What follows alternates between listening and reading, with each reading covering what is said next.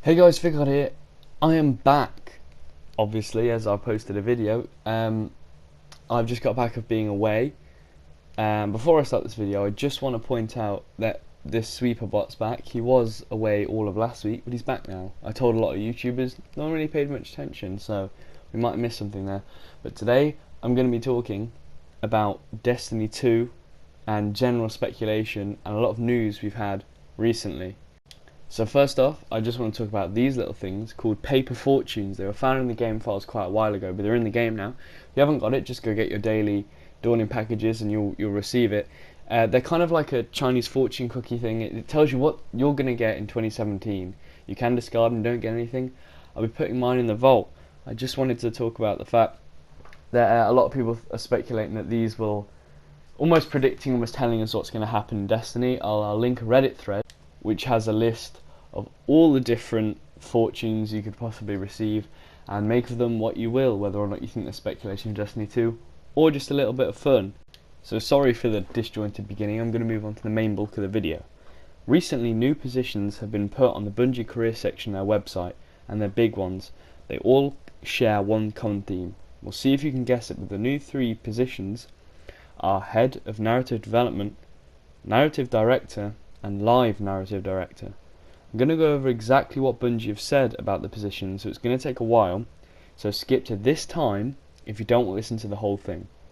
Okay, so the Head of Narrative Development description says, Bungie is looking for an experienced director of development with a passion for the craft of storytelling to manage our studio's growing narrative development, which is comprised of the following disciplines: writing, cinematics, narrative design, localization, and audio. This role is a management position focused on mentoring narrative department team members, promoting and fostering excellence in the art of storytelling for games, and driving departmental recruiting and hiring strategy. You will also develop training processes and present growth opportunities for individual team members, as well as oversee performance reviews. In addition, you will be a key member of Bungie's leadership team, fostering consistent management practices and culture across the studio, with a focus on people, processes, and culture. This is a wonderful opportunity to build, develop, and motivate a talented team of storytellers while establishing new standards in narrative techniques. The narrative director's description goes as follows. Bungie is looking for a seasoned narrative director to help us tell the story of Destiny. As a narrative director, you will be responsible for directing the storytelling efforts for major Destiny releases. The ideal candidate will have a deep understanding of interactive storytelling with strong organizational and leadership skills. You will work closely with the game director and project leads to define a high-level story vision and help align the various negative department teams responsible for implementing that vision across the narrative channels. With a focus on cross-departmental collaboration, this is a wonderful opportunity to work with and direct a talented team of storytellers and deliver compelling narratives in the Destiny universe. And finally, the description for Live Narrative Director goes, Bungie is looking for a seasoned narrative director to help us tell the ongoing Destiny story. As a narrative director, you will direct the storytelling efforts for regular, small-scale Destiny releases throughout the calendar year. Our ideal candidate has a deep understanding of interactive storytelling with a strong organizational and leadership skills, as well as an ability to work with external partners. A proven record of prioritizing sources against creative goals in a fast-paced release environment is a must.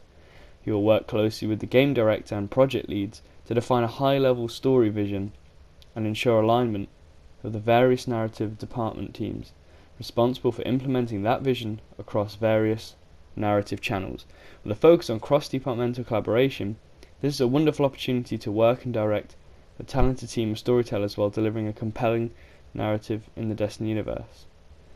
So now I've read all of that lengthy section, I'm going to briefly sort of summarise what it was saying for those who skip to the point, and because that's a lot to take in if you listen to that. So in short, the head narrative development will be in charge of making sure the direction of Destiny is kept the same with every content release. They will be making sure that all departments are working towards one goal and one sort of main story, so we won't have these disjointed sort of SRL events, Dark Below expansions that are kind of separate stories. The narrative director will be in charge of keeping each story DLC within Destiny on track with a consistent direction and keeping the storytelling at a certain standard. I like the sound of this. So this makes it seem like we won't be getting, as I said before, these disjointed and separate story DLCs which don't expand the main story of Destiny. Hopefully we won't have things like I don't have time to explain for the stranger. Hopefully she'll be elaborated on, and hopefully they could have easily added a DLC which explains her storyline. But I'm assuming that's going to be the main story of Destiny 2. And what these two positions are signalling to me is any DLCs in Destiny 2 and live events are all going to be connected and expanding on the main story. And finally, the live narrative director will be in charge of keeping each live event up to a high standard and making sure it flows well with the overall Destiny story, and to release them on a tight, consistent schedule. So that's kind of showing that we're not going to be having, a live event once every 3 months. It's showing that it's going to be on a tight schedule, so hopefully more regular. But anyway, they also have positions in things like vehicle and weapon design. I'll link the Bungie I'll link the Bungie, if I can speak, jobs page in the description. But anyway, this whole vehicle design thing could mean that vehicles will play a larger role in Destiny 2. Hopefully, I'm praying, because I like that. But anyway, I feel that these positions are such a positive move for the future of Destiny, although I have a few apprehensions. I'll go into that a bit later. The positions and jobs described here all have a common theme. They all indicate consistent and relative narrative direction and a consistent content plan. It's clear they're attempting to form a pillar system, I suppose you could call it, which I'm speculating was the aim in year 1 of Destiny. A couple of large DLCs a year with smaller live updates in between. That was the kind of aim, but I think year 1 made Bungie realise they didn't have the infrastructure and the sort of production power to achieve that. But anyway, I digress. It's clear Bungie want to keep a flowing and intertwined narrative story experience across the main game, DLCs and live events, so across the board. For me, the live event change is my favourite, as it is what I want from live events. Now, I do have a video on live events in Destiny and my overall thoughts of the Dawning, which gives my thoughts and a bit of speculation on what I think events are going to be in Destiny 2 and what I think they need to be successful, and why I thought the Dawning was actually quite successful. But by having the various sectors of Bungie team communicate from a business standpoint, will create a more consistent and formulated plan to help them achieve the same goal easier, and hopefully iron out any conflict of ideas and help them all work to the same idea, so we hopefully don't have the complete collapse of development that we did in Destiny 1. Having these all sectors all work together is showing that they have more of an idea of where they want to go, and also showing that we will probably have a better written overall game. I don't think we're going to be having these sort of loose ends everywhere. I think it's going to be a very well tied up experience, and hopefully the live events will reach the standard that I think we all wanted. But I have some apprehensions, like I said, about this jumbling to the development.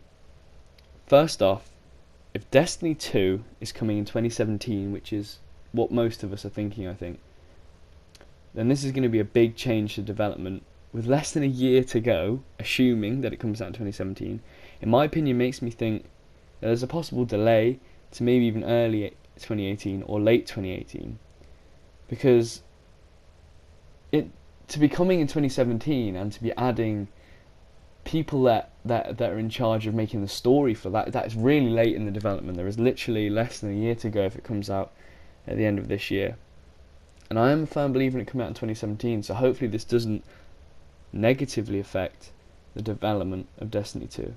Also, I wonder, why were these positions not already taken? These aren't minor jobs, these are 3 key roles in the development team, and these people may have ideas that could disrupt the development, but overall I feel this is a big major step in the right direction. Although Bungie still may have to hire the right person But assuming they do, I think this will seriously improve the content we get in the future of Destiny and its consistency. And like I've said before, Destiny 1 was kind of a big beta to Destiny 2, because now Bungie know the scale and scope they want to aim for in Destiny 2 and how to achieve it. But a shake-up like this late in development, could also be quite detrimental. Now, I'm not being a downer or a downy or being down on Destiny 2 on this whole thing. This is really positive that they're trying to aim for a better, more fluid, more consistent Destiny experience for the sequel and for the most likely third game, and for all the DLCs. They want to have a bigger, larger game and a larger universe, and overall just a higher standard of experience and story. They really want to make more content, and the fact they've added on 2 new developers, High Moon Studios and Vicarious Visions. I do have a separate video on that. I really suggest you go watch that. I think that's quite a informative video. I'll link that in the description.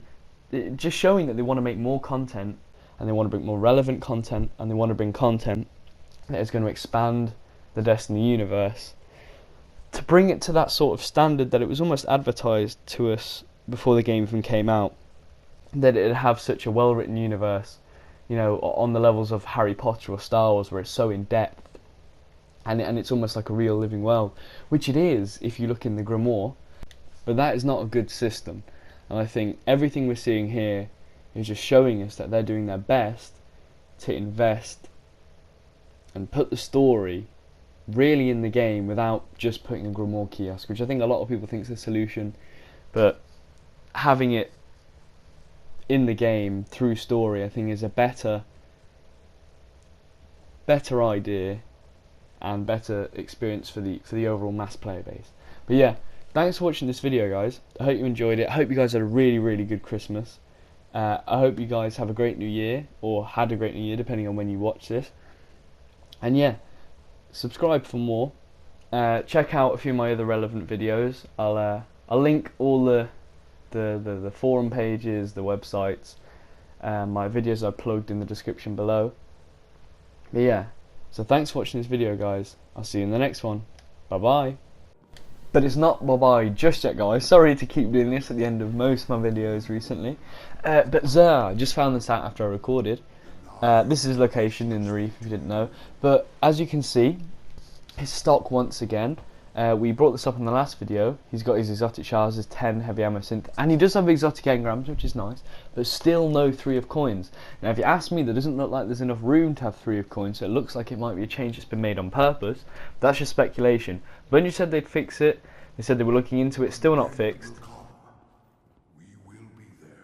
Okay, thanks for that, sir. But anyway, just to tell you guys, see you in the next one. Bye bye.